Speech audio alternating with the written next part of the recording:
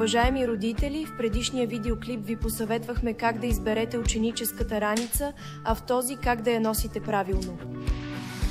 Раницата не трябва да е по-широка от раменете на детето. В същото време тя винаги трябва да бъде симетрично в средата на гърба, възможно най-близо до тялото. Това се постига чрез правилно регулиране на презрамките в горната част на раменете и на гърдите.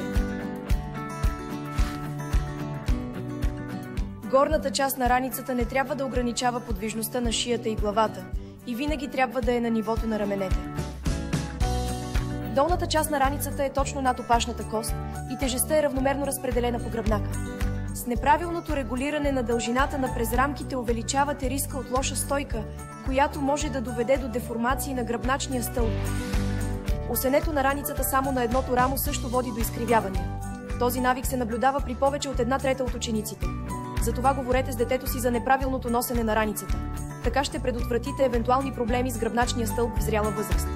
Естествената стойка при носене на раницата също влияе върху теглото й. Тя не трябва да е повече от 15% от теглото на детето.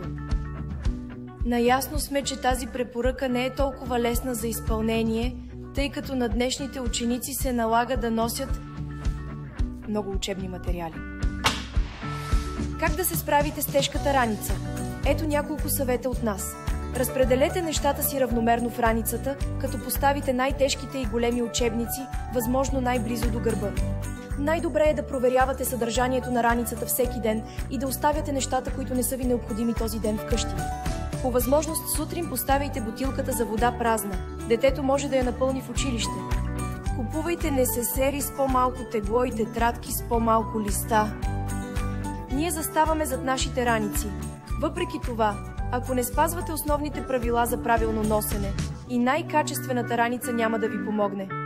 Надяваме се нашите съвети и препоръки да ви бъдат полезни. Ще се видим следващия път.